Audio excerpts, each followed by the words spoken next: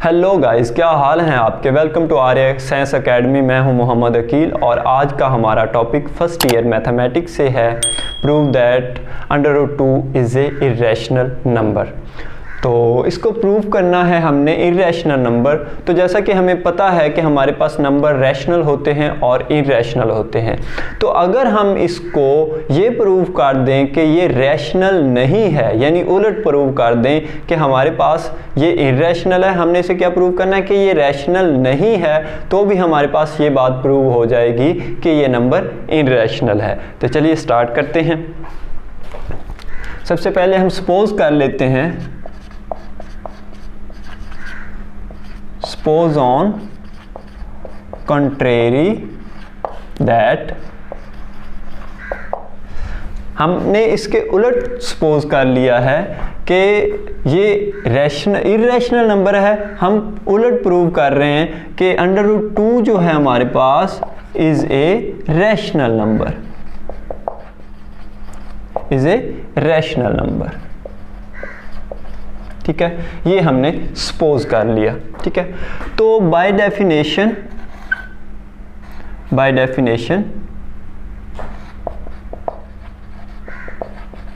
Definition किसकी use होगी, rational number की, क्योंकि हमने इसे क्या सपोज किया है, रैशनल नंबर सपोज किया है। तो by definition it can be written in the form of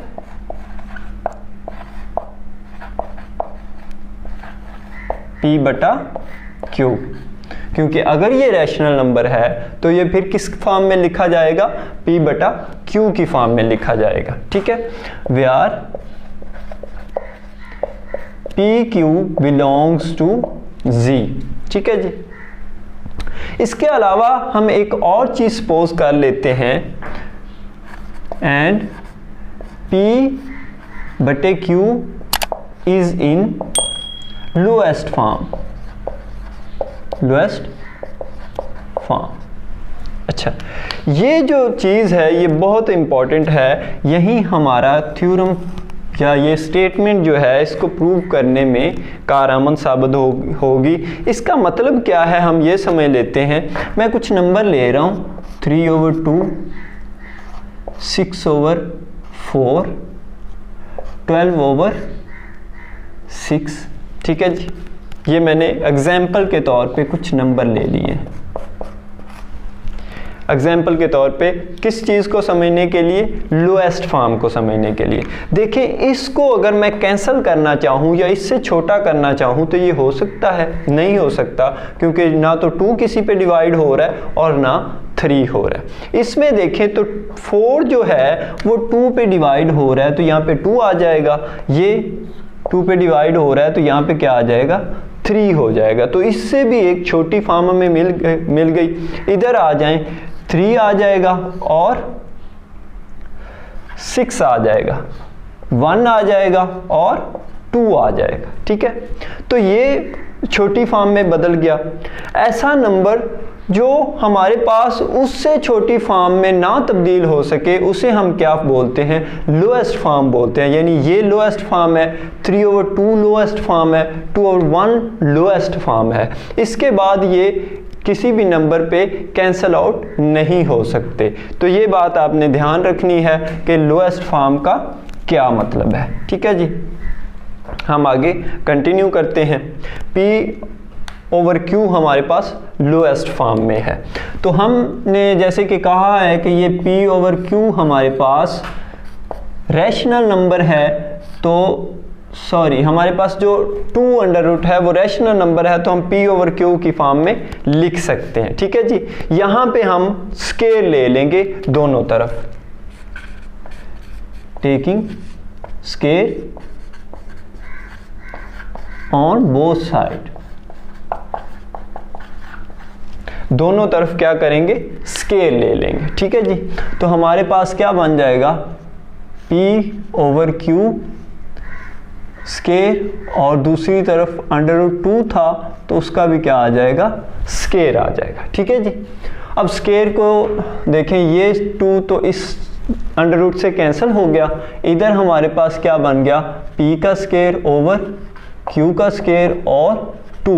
मैं इस q के स्क्वायर को इधर ले जाता हूं तो हमारे पास फॉर्म बन जाएगी p square is equal to 2q square, और इसको हम नाम दे देते हैं इक्वेशन नंबर 1 का।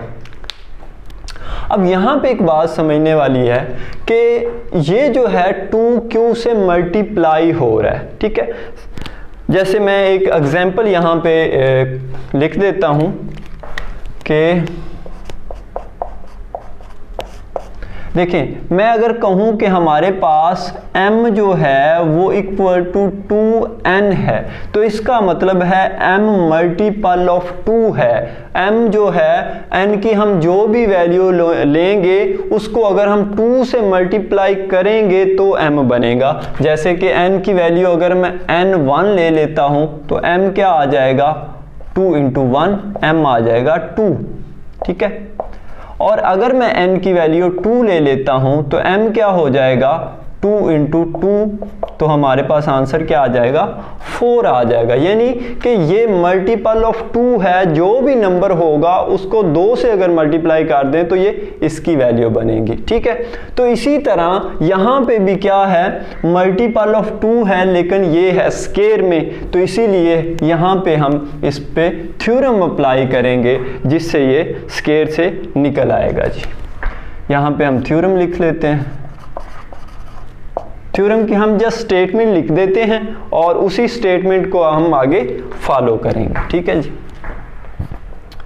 If n square is the multiple of 2, ठीक है जी, then n is also multiple of 2। यानी कि अगर हमारे पास n स्क्वायर जो है वो मल्टीपल ऑफ 2 है तो n भी क्या होगा, मल्टीपल ऑफ 2 होगा, वेयर n इज इंटीजर, ठीक है जी। इस थ्योरम की स्टेटमेंट को हम यूज करके हम लिख सकते हैं कि अगर हमारे पास p स्क्वायर जो है, ये वाला p square is multiple of 2 है, then p is also multiple of 2, ठीक है जी। अगर हमारे पास p स्क्वायर मल्टीपल ऑफ 2 है तो p भी क्या होगा, मल्टीपल ऑफ 2 होगा। तो हम यहाँ पे लिख सकते हैं p इज इक्वल टू 2, और जिस नंबर से ये मल्टीप्लाई होगा उसको हम सपोज कर लेते हैं कि वो m है, और m कहाँ से बिलोंग कर रहा है जी, इंटीजर से, क्योंकि उसने कहा है थ्योरम में कि n क्या होता है, इंटीजर होता है, ठीक है जी। तो इसको हम इक्वेशन नंबर 2 का नाम दे देते हैं, ठीक है। ये हमारी फर्स्ट हो गई और ये हमारी सेकंड इक्वेशन हो गई, ठीक है। इस इक्वेशन को मैं उठा के फर्स्ट में दर्ज करने लगा हूं। Put p is equal to 2m in equation 1। p की वैल्यू को मैं किस में दर्ज करने लगा हूं, इक्वेशन 1 में दर्ज करने लगा हूं। तो हमारे पास क्या बन जाएगा जी, यहाँ पे p की वैल्यू आ जाएगी 2m, और ऊपर स्क्वायर है तो स्क्वायर आ जाएगा, और इधर क्या आ जाएगा 2q स्क्वायर, तो 2q स्क्वायर वैसे का वैसा आ गया, ठीक है जी। अब देखें 2 का स्क्वायर 4 हो जाएगा, इस 2 का स्क्वायर 4 हो जाएगा, और m का स्क्वायर m स्क्वायर आ जाएगा, और दूसरी तरफ वैसे ही 2q स्क्वायर आ जाएगा, ठीक है। ये 2 कैंसिल हो जाएगा इससे, तो यहाँ पे 2m square is equal to q square आ जाएगा, ठीक हो गया जी। अब देखें फिर से वही फॉर्म बन गई है, लेकिन इस बार q जो है q स्क्वायर मल्टीपल है ऑफ 2 है जो है हमारे पास। तो अब हम यहाँ पे फिर से थ्योरम अप्लाई करेंगे कि अगर q square is multiple of 2 है, अगर क्यू स्क्वायर मल्टीपल ऑफ 2 है तो क्यू भी क्या होगा, मल्टीपल ऑफ 2 होगा। Then q is also multiple of 2, ठीक है। अगर क्यू स्क्वायर मल्टीपल ऑफ 2 है तो क्यू भी क्या होगा, मल्टीपल ऑफ 2 होगा। तो हम लिख सकते हैं कि q is equal to multiple of 2, और यहाँ पे एक और इंटीजर लेना है हमने, तो जिस इंटीजर से 2 ने मल्टीप्लाई होना होता है तो वो हम ले लेते हैं n, और n कहाँ से बिलोंग कर रहा है जी, इंटीजर से बिलोंग कर रहा है, ठीक है जी। अब इसको हम इक्वेशन नंबर 3 का नाम दे देते हैं, इसको इक्वेशन नंबर 3 का नाम दे देते हैं। अब हम इक्वेशन यूज करने लगे हैं 2 and 3 from equation 2 and equation 3।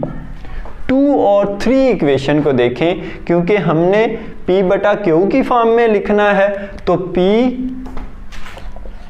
बटा Q, इधर से मैंने P ले लिया और इसके बटे में ये Q लिख दिया, और इधर हमारे पास 2m ओवर 2n आ जाएगा, यानी P किसके इक्वल था, 2m के, तो 2m लिख दिया, और Q किसके इक्वल था, 2n के, तो 2n लिख दिया। अब यहाँ पे देखें, ये 2 इस 2 से कैंसल हो रहा है, ठीक है। लेकिन हमने जब ये थ्योरम स्टार्ट किया था तो हमने ये कहा था कि हम P एंड Q ऐसा ले रहे हैं जो कैंसल नहीं होता, यानी लोएस्ट फॉर्म में है, लेकिन यहाँ तो कैंसल हो गया। तो इसका मतलब क्या हुआ कि हमारी जो सपोजिशन थी वो रॉन्ग हो गई, ठीक है जी। तो हम लिख देते हैं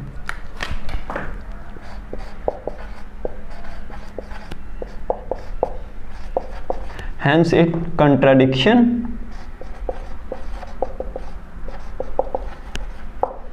इसने क्या कर दिया, कंट्राडिक्ट कर दिया हमारी सपोजिशन को।